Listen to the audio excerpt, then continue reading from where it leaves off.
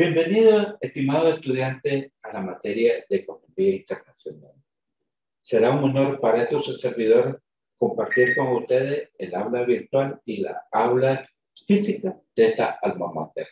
Mi nombre es Mario José Alegría Castillo, soy de profesor, administrador y economista. He realizado estudios de posgrado en formulación y evaluación de proyectos. Hice posgrado en métodos y técnicas de investigación científica, maestría en administración pública y realización de doctorado en economía internacional. ¿Por qué es importante estudiar la economía internacional? Bueno, es importante por una serie de razones que vamos a ver a continuación. El estudiante, a través del estudio de la economía internacional, ha de comprender que la economía internacional juega un papel muy beligerante e importante en la economía extranjera, como lo es el comercio internacional de bienes y servicios, es decir, lo que se denomina la relación de intercambio, que se concretiza a través de los acuerdos internacionales que surgen como parte de las políticas económicas de los países que han decidido establecer relaciones políticas y comerciales. Es importante estudiar la economía internacional también porque tiene que ver con el estudio del comercio y las finanzas internacionales. Es decir, la relación de intercambio. La relación de intercambio se refiere a lo que exportamos o vendemos a los mercados internacionales y lo que importamos o compramos de los mercados internacionales. También es importante porque estudia la viabilidad de los acuerdos de los tratados de libre comercio que hoy están muy en moda en la actualidad. El objetivo de esta materia de la economía internacional es determinar la naturaleza de la política económica internacional en los diferentes aspectos que se abordan en los diferentes panoramas de la vida cotidiana que tiene Nicaragua con relación al desarrollo económico interno y externo, es decir, con los países con quienes estamos comercializando. Otro objetivo es conocer las fuentes de la política internacional desde el punto de vista de los estados que juegan un rol determinante en la misma. Otro objetivo de la asignatura es comprender los criterios, normas y los caracteres jurídicos de acuerdo a las políticas internas de cada país o nación del mundo con respecto a las políticas económicas emanadas de los estados de cada uno de los países que han establecido una relación de intercambio, o sea, comercial. Y un motivo último es que el alumno emplee los conocimientos recreados en cuanto a la concepción de los principales problemas de la política económica internacional con relación con la política nicaragüense, tales como son como sus prioridades de la profesionalización de la internación o definición de la política internacional, su incidencia en el caso de Nicaragua. En cuanto al contenido de esta materia, de acuerdo al programa de la universidad, el primer tema se refiere a los sistemas económicos internacionales. Los sistemas económicos, cómo vinieron surgiendo, se inició con el sistema feudal, después pasamos al sistema capitalista, después se creó el sistema socialista. Vamos a estudiar las principales características de estos sistemas y vamos a comprender por qué hoy en el mundo la ley que predomina es la ley de la oferta y la demanda, para definir los diferentes tipos de mercados que están establecidos en el marco de las economías internacionales. Otro tema es relacionado al comercio internacional. Aquí vamos a estudiar causas, orígenes, ventajas, barreras y el financiamiento del comercio internacional. Un tercer capítulo es relacionado a la internación entre políticas económicas y la política exterior de la Unión Europea. Europa tiene una participación muy beligerante ahora en la economía centroamericana y lógicamente vamos a estudiar las teorías de las relaciones internacionales de este continente con el continente latinoamericano. Vamos a estudiar las escalas de competencia y vamos a estudiar las ventajas comparativas. Este es un término muy importante que mucho se discute en la vida nacional y que ustedes tienen que saber y manejar. El siguiente tema es relacionado a la economía política ambiental.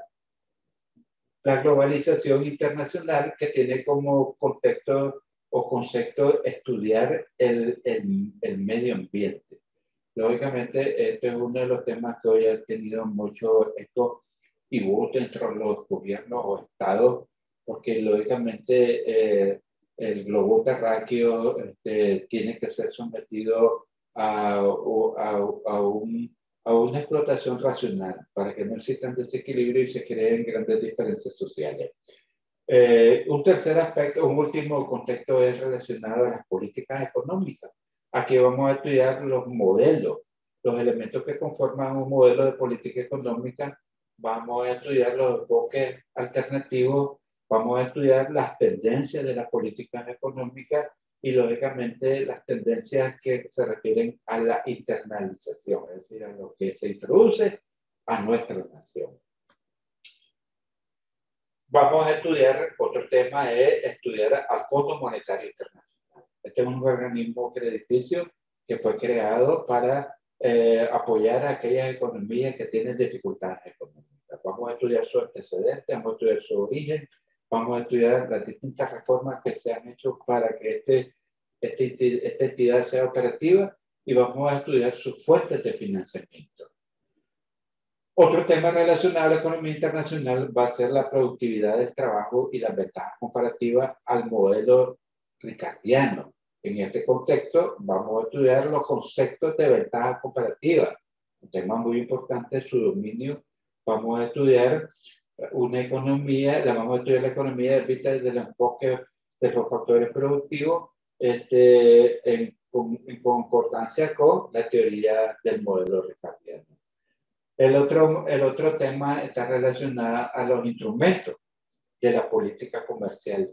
Aquí tienen que ver con los aranceles, con los subsidios y las barreras no arancelarias. Es decir, este es lo que corresponde a la carga fiscal, ¿verdad? Para efectos de la importación, pues son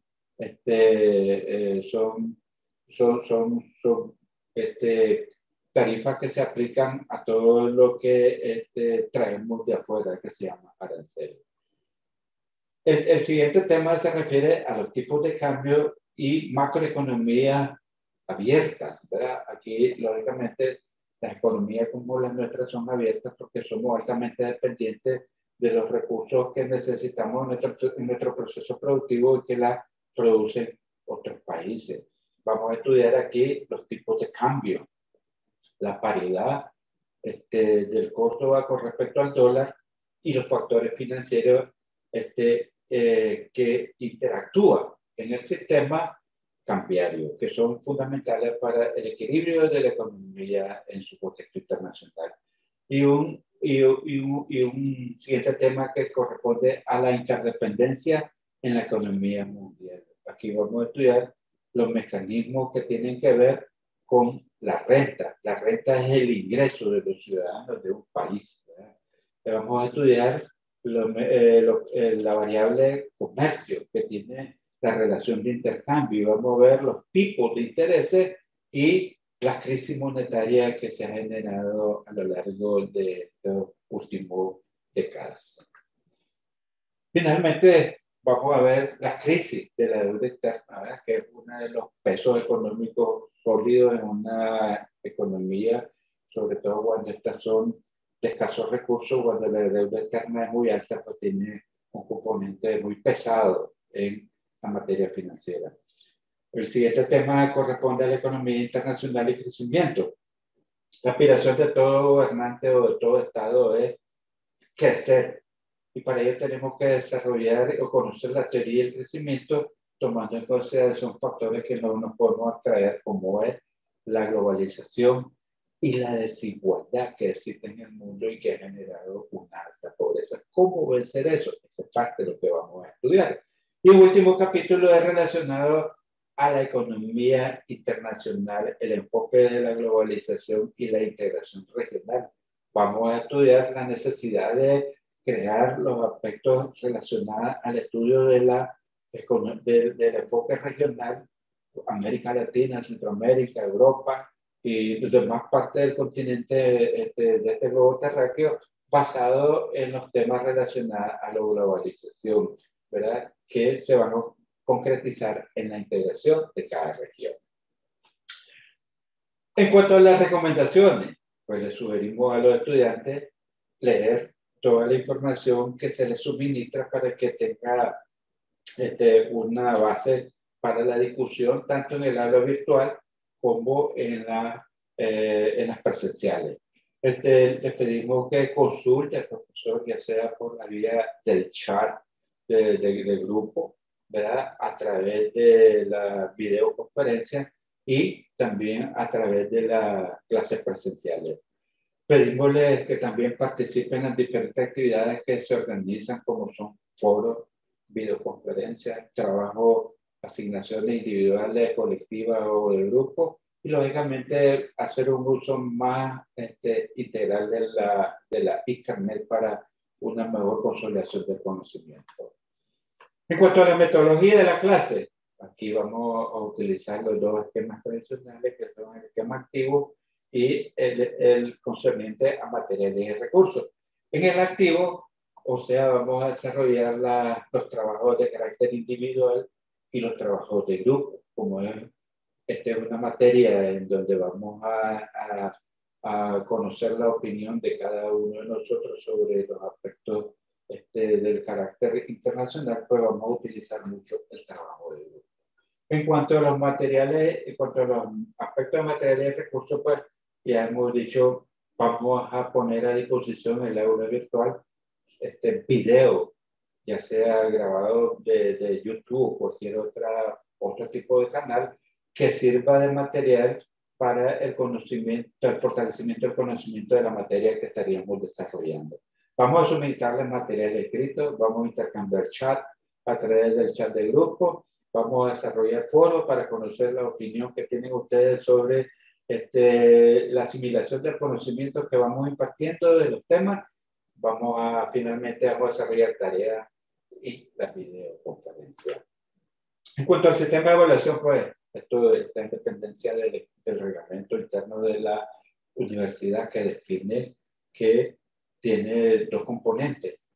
Uno es el puntaje de acumulado, que consiste en hacer valoraciones sobre trabajos individuales y sobre trabajos grupales.